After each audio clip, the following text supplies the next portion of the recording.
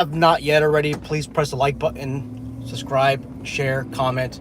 I appreciate the dialogue. I appreciate the criticisms. I appreciate the comments. Thank you, everyone, for your support. Thank you, all the trolls, over the support over the weekend. For some reason, my YouTube short videos just get annihilated by the troll community, usually on Fridays, Saturdays, and sometimes Sundays. It's just a weird phenomenon. Anyhow, in today's video, I want to talk about banning police retirements and also qualified immunity. We'll discuss qualified immunity first. Like, what exactly is it? Okay, so qualified immunity basically means that a law enforcement officer, in the performance of their job duties, is not liable for any civil wrongdoings as long as they are following the Constitution. And qualified immunity is usually an issue with Fourth Amendment seizures. Now, there's so many nuances to that. I'll discuss some of the nuances, like as in when is a law enforcement officer liable, and I'll make it clear. So if there's a law enforcement officer and they are violating someone's clearly established right, even if it's within the scope of employment, then they are liable. They're on the hook. And there's been quite a bit of cases that usually revolves around SWAT teams, individual SWAT team members being individually liable for civil wrongdoings. And I don't have all the cases with me right now, but because I have more of an eyeball click towards the tactical community and law enforcement, these cases tend to interest me a lot more. When you have a law enforcement officer that is over there using clearly excessive force, that person really challenges qualified immunity. Why is it necessary in law enforcement? So I know a lot of people, a lot of politicians, they want to ban qualified immunity. Let me discuss why it's a terrible idea. Okay, so if you make law enforcement officers fully responsible, fully liable for torts that occur within the scope of employment, there's gonna be a lot of hesitation, and there's gonna be a lack of hands-on activity. I can guarantee you that, and it's a whole trade-off. I'm not here saying that it should be, don't remove it. I'm not here to say you should remove qualified immunity, but at least this is what could possibly happen. So if you remove qualified immunity for law enforcement, like I said, there's gonna be a lot of hesitation. Now, what does that mean for you? And most of the subscribers here, like 90%, are from private security. What does that mean for private security?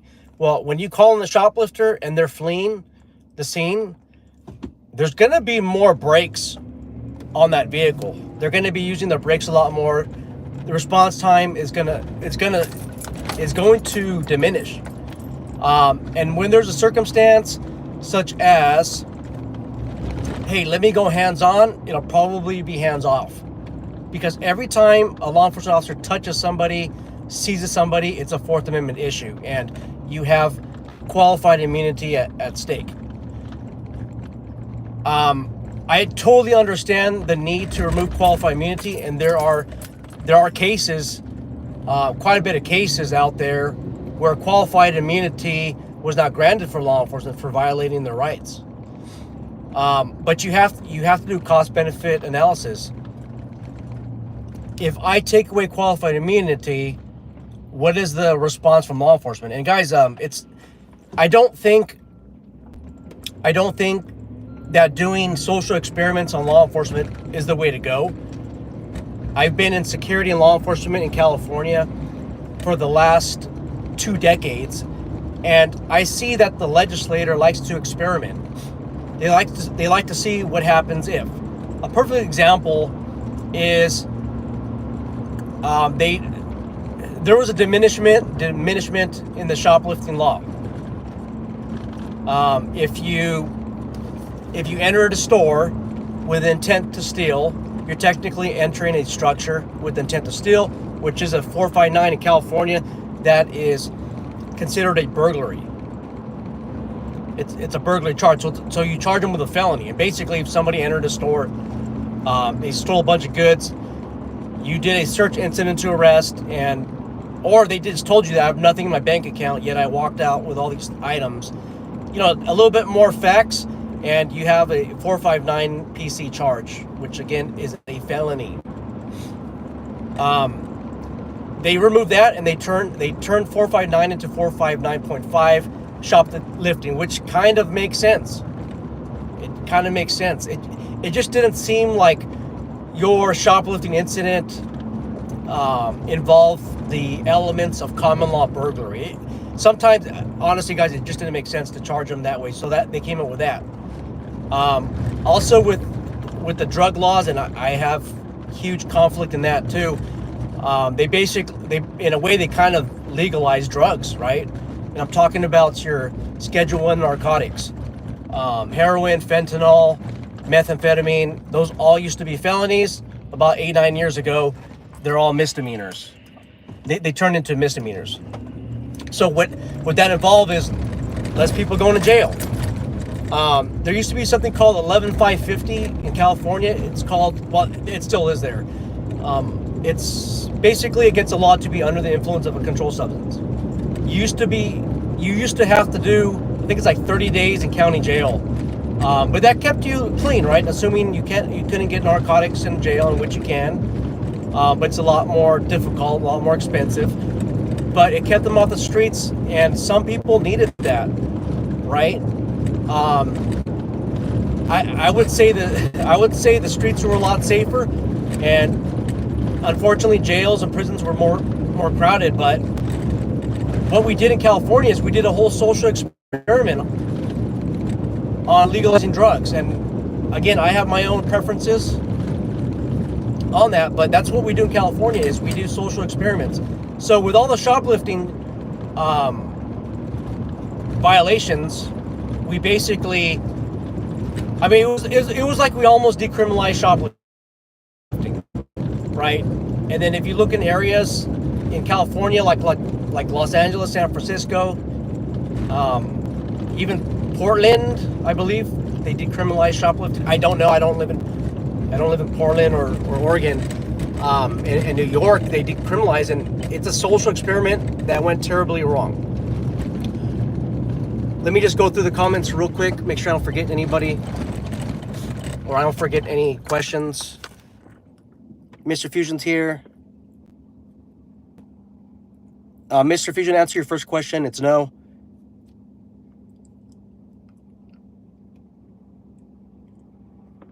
Robert says DMV employees are rude. That has nothing to do with qualified immunity. But I see what you're saying, like government employees should be held to a higher standard.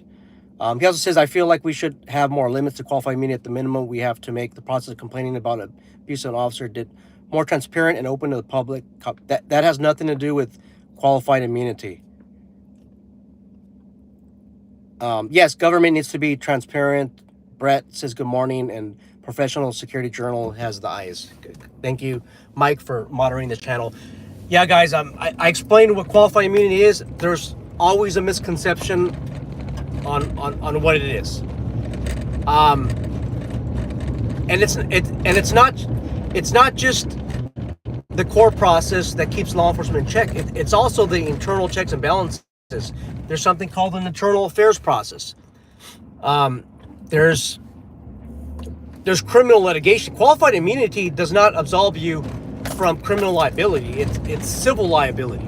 And it also doesn't absolve you from the internal affairs process. I mean, if you're over there violating people's rights, you're supposed to be dealt with on the administrative level, right?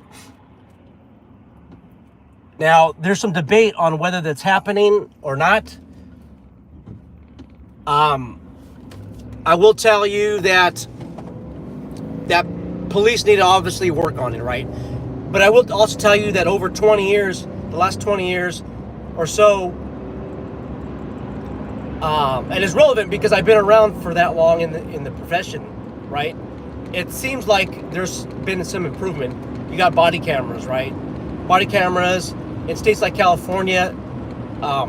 Peace officers now need a license, and that license can be revoked.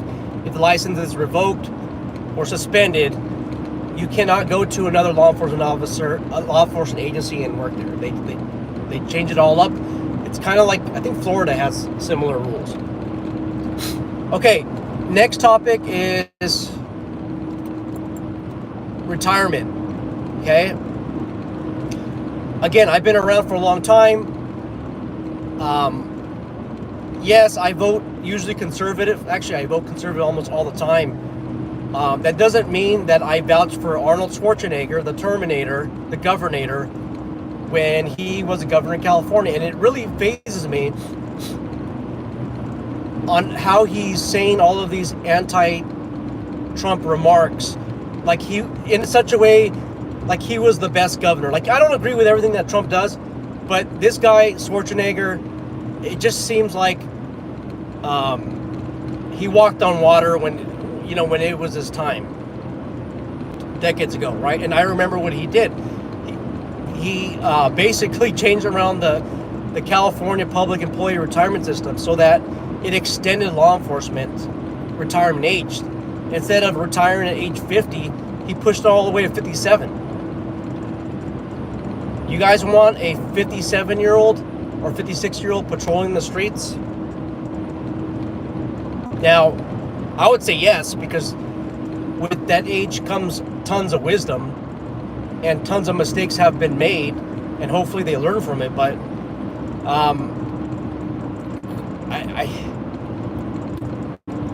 I don't think that's a good idea, considering that many law enforcement agencies don't have specialized assignments. They don't have places where they can put older officers, right? I'm not saying that if you're 57 you can't do the job. I'm just saying that when you start hitting over 55, you start forgetting things. Alzheimer's kicks in. There's lack of fitness, and obviously what you do on an individual level have a lot of bearing on whether you could do the job or not. I'm just saying. Anyhow, there's been a push towards privatizing retirement. There's been a huge push for that. If you privatize law enforcement pensions, it's going to you're basically going to create like a 401k situation, right? And some of you are complaining about 401k. Yeah, I get it. It's an advantage if the economy is on the higher end, right? If the economy is all the way low, many times if your top 500 corporations out there aren't doing the best, your 401k is going to diminish. Whereas with a public retirement system, even at the federal level, and even at the military level, government level, it's a defined benefit. So it really doesn't matter what happens to the economy. You are guaranteed a certain amount every single month. That does attract some people to military. That attracts them to law enforcement and in other professions. And there's also there's a nexus between medical retirements in the military and in law enforcement and government work, and with those public retirement systems in military and law enforcement and government work. For example, in California, if you're injured on the job, I think even if you have a year of service, I think if you're like 100% disabled, or I don't know what the rating is, you're entitled to like 50% of your salary, and I think it's like tax-free. I don't know all the nuances, but that's not bad. And I think the military has something similar.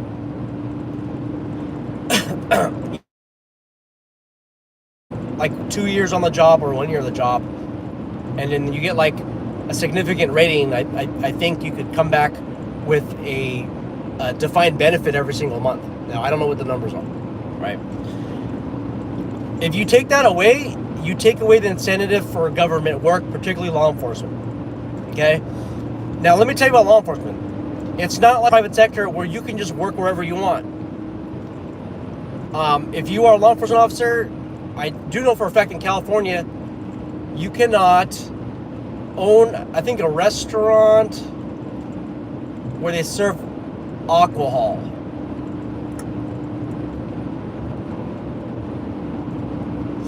There's some nuances on that too. That's why I paused.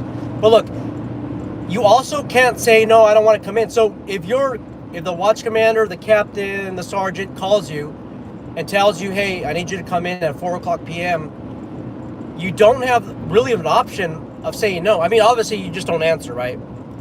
But if you answer, they order you in. That is a lawful order. It's a legal order, and you have to come in. I don't think private sector understands that. Whereas private sector, you're working security, they tell you, hey, we need you to come in. Well, some places will terminate you, but the honest truth is that, hey, if I order you to do something and then I terminate you, now I'm going to have to look for an employee. And first off, if you're answering the phone, you're a lot better than a bunch of the other employees that aren't answering. So you're worth salvaging, right? In government work, law enforcement work, you cannot have like 5 or 6 jobs without explaining yourself. Now, you might be saying, hey, Sean, I thought you worked for like 5 or 6 companies. Well, yeah, but that's like on a casual basis. Like one company, I might do work for like 1 day or a half a day, or I might skip a couple of months. And it's optional. You know, my primary place of employment comes first, right? I could tell all these other employers, sorry, but when the other outside employment starts affecting my current job comes absolutely first. So what I'm saying is your income is very limited when you're in law enforcement. You don't get bonuses, unlike the private sector. And it's a huge trade-off, right? In exchange for that, there is qualified immunity, which was a topic of the first discussion, and there's also there's a defined benefit program. You retire, and you get a certain amount every single month. I mean, it's not a lot, because I went to a 2% at 50 formula employer. I mean, this is my mistake. I should have went with a 3%. I could have retired with 90%, but that's not the story. I'll probably retire with like 70% of my salary, maybe 60, like 65, 70%.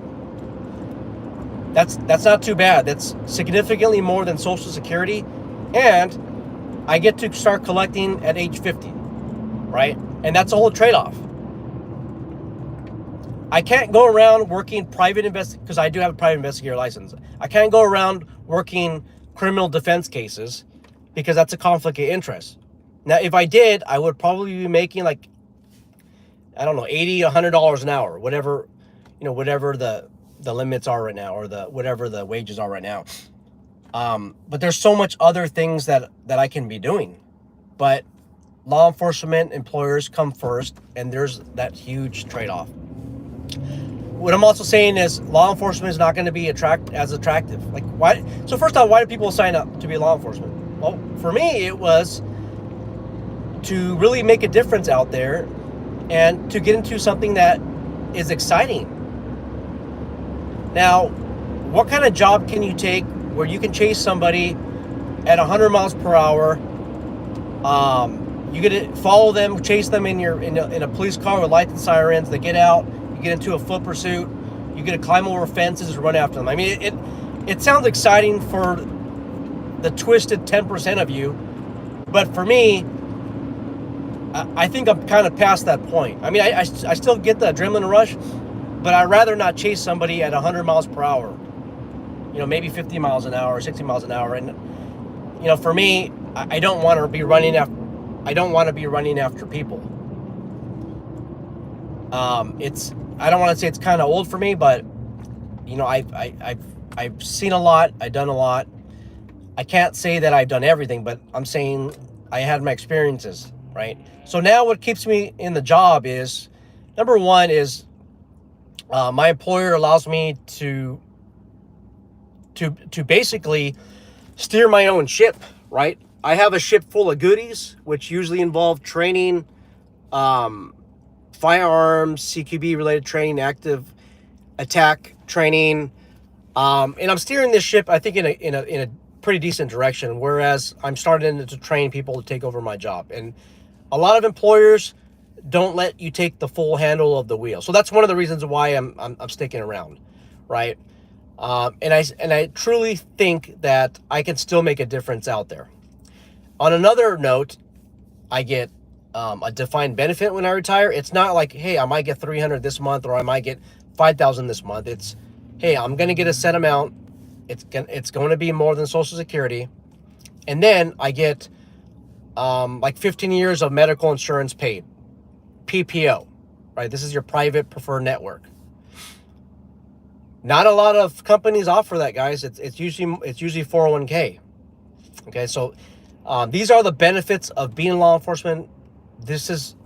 I've explained why, I think in decent detail, on why you can't remove those benefits. And if you do remove those benefits, you're going to get probably a different applicant pool, and you're going to get law enforcement officers taking less risk.